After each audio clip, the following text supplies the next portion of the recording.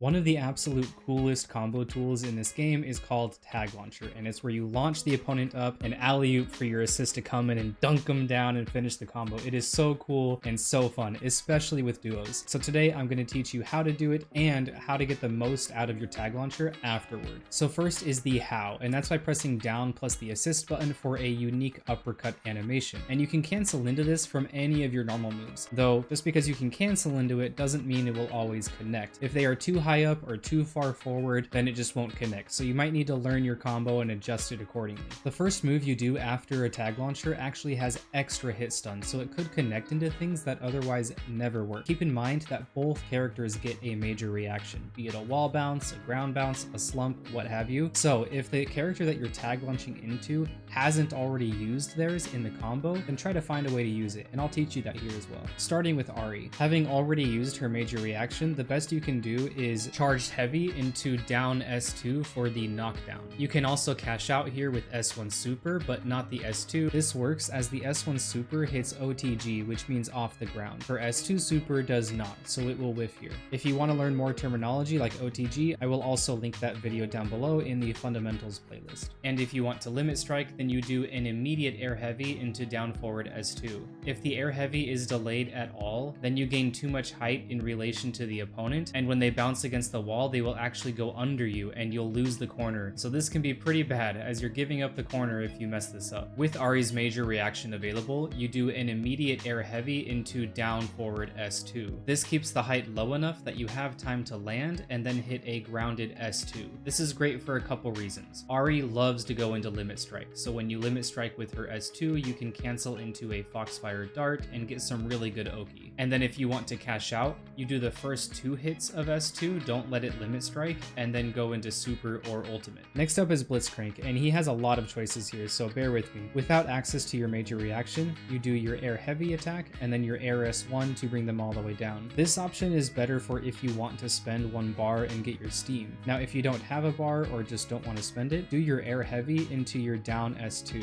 This not only gives better Oki, but also a little bit more damage. If you want Blitzcrank to limit strike in this situation, then you would just do your charge down heavy and get the knockdown. With access to steam after Tag Launcher, then you would do your air heavy attack into your air S1, land, and then go for your down S1. This gives you a restand and really good Oki. You could also super off of it, spend bar, and get the steam back. If you want to limit strike after using the steam in the air, then you would just land and go for your S2. Now for Blitz with access to major reaction, and here you have a lot of options, including side switching. To stay same side, you can do your air heavy, and because, like I said, it gives extra hit stun, you can actually slightly charge your down heavy and get it to ground bounce. Next you land and go for down S1 for the restand Oki. If you want to side switch, you could do your down heavy and then slightly charge your air heavy, and it will send them to the opposite side. Then you could do down S1, press S1 again, it will side swap back to the corner and limit strike, giving you the extra meter. With access to steam, if you want to stay same side, air heavy, charged air down heavy, and then your down S1 when you land. Here you have a couple of options. You can jump back up and quickly do your air S1, which you can super off of and get steam back for. You could stay grounded and do your down S1 for restand Oki. You could also do your S2 for an aerial limit strike. For the side switch, you do the air down heavy, charged air heavy into the down S1. Here, it's much the same. You can jump and do your air S1 to bring them down and super and reapply your steam. You could stay grounded, go for down S1 for restand Oki, or you could do down S1 and then S1 again for the corner limit strike. This whole sequence is my personal favorite. Side switch into steam, into side switch back for the limit strike. Next up is Braum. Without access to a major reaction, charge your air heavy and then go into your S1. Here you can spend a bar on S2 super to get unbreakable if you don't already have it. But with access to your major reaction, you do the charged air heavy attack into your air S2, which gives the wall slump. And off of this situation, you get a few choices. First is you can jump up, do another air S1, and then do S2 super to cash out and get unbreakable if you don't already have it. Or you can stay grounded and do an S1 for the limit strike. With access to your major reaction and unbreakable, you do the charged air heavy into the air S2, land, and you have a couple options. You can do S1 for the freeze, jump and do the air S1 again into S2 super to get unbreakable back. You could also do S1 for the freeze, jump and do the air S2 for limit strike, but instead of limit striking with another air S2, do it with a charged S2. This is the best way to limit strike as it does the most damage and maintains unbreakable if you didn't use it on the S1 freeze. Next is Darius, who has a really saucy one with the major major reaction. But first, without major reaction, the best I could find is your air S1 into the air S2. Pretty simple, but you can also super off of it with your S2 if you want to cash out on some more damage. With access to your major reaction though, you can do an air S1, do a minimum charged air heavy attack, and it will actually get the wall bounce out. And then if you're mid-screen, then you dash up and do a fully charged heavy, which knocks them down. And then you can go into down S2, which OTGs, and then S2 super for the cash out. You could also just keep the knockdown and not do the OTG, and since you hit them with a charged heavy attack, you can dash cancel it and improve your Oki situation. When you're in the corner with Darius and do this setup, it's a little bit finicky because they actually bounce behind you. So to keep the corner, you could either backdash and do a charged heavy, but it's pretty inconsistent, I found. So in my opinion, the best thing to do is dash into the corner, do your charged heavy, and since it's a charged heavy, you can dash cancel it, get in close, do a down S2, and then S1 super to side switch back to the corner. This is only if you have the bar to do it, so if you want to maintain same side, I would just back up and do a down S2 or try to get the charged heavy off, but again, it's pretty inconsistent. Next up is Ekko, and regardless if you have your major reaction or not, you can do a held air heavy to get the knockdown and a side switch. This is all he can do off of that, so keep in mind it's really only if you want the side switch. Without access to your major reaction, the only way to get them back to the ground is to spend your limit strike. You have to hit them with another major reaction. So you have a couple options for that. First, you can do an air heavy into the air S2, which limit strikes, but the better option for more damage is a charged air S2. This first hit is the only one that combos into down S2 and then it limit strikes. With access to your major reaction, you do the first hit of held S2 into down S2 for the ground bounce and then take a break for the knockdown Oki. If you have bar and want to cash it out, the highest damaging option is to air heavy into the S2 ground bounce instead of the charged S2 to down S2 ground bounce. This is because we still want the clone available to us later on. Land, do your S1 time winder into S1 super, wait just a hair, and then recall with your S2. This will ensure that you get the knockdown after the super. If you do the recall too soon, then it will just hit them and then the last hit of the super will still connect and send them up and give you just a bad Oki situation. You can limit strike in this situation if you go into take a break, let the third hit come out, and then go into S2 super and immediately cancel back into your down S2. However, I'm not sure that this is a good option given that if you already have the knockdown and you want to spend the meter, you may as well just use the S2 super to go for Oki. Illai's is pretty simple and boring. She really can't do anything special. All you do is the air medium into the first hit of air heavy and then the S2 for the knockdown. She cannot access her major reaction from up here. When Jinx doesn't have access to her major reaction, the best you can really do is just the charged air heavy, which knocks down, and then you land and go for trap Oki. If you want to cash out with a super, you can do your down S2 rocket into the rocket super. If Jinx still has access to her major reaction, you can do air heavy into air down heavy, which ground bounces, and then do a charged heavy on the way down for the knockdown. Again, here you would just do your trap Oki or down S2 into the super for cash out. If you want to do this mid-screen and it's very late in a combo, then you actually have to dash up and do the down S2 into rocket super. The down S2 does connect after landing, but you're too far away and too high of hit stun for the rocket super to connect.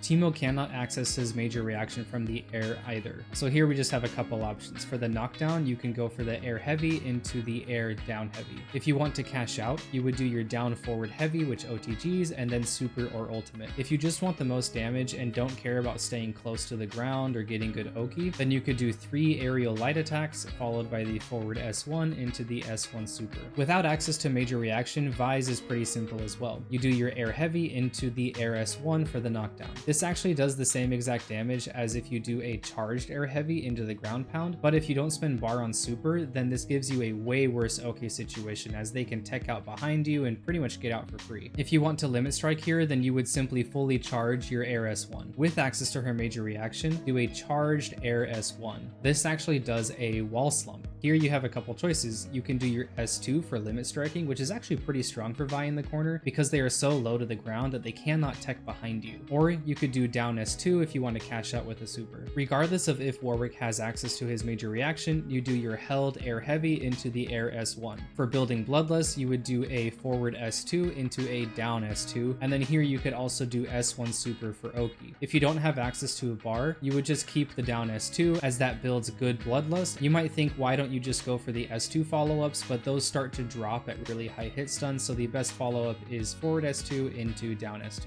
After your forward S2, you can cancel into forward S1, but if you're mid-screen, you can't get anything after this, and if you've already already used your major reaction, then this will limit strike. With Warwick's back to the corner, things get a little more spicy. You do the same charged air heavy into the S1, forward S2, and then here, if you still have access to your major reaction, you can do forward S1, which gives the wall slump, then do S1, which knocks down, and then since it's an OTG, you can do your forward S2 to pick them back up, side switch back out, and then here it's much the same sequence. You can do down S2 for blood, and then spend a bar on the S1 super for Oki. After that final flip, you could also just go into your S2 super if you want to build Bloodlust even more, or you could ultimate. Just like Warwick, Yasuo's is also more corner dependent and mid-screen dependent than major reaction dependent.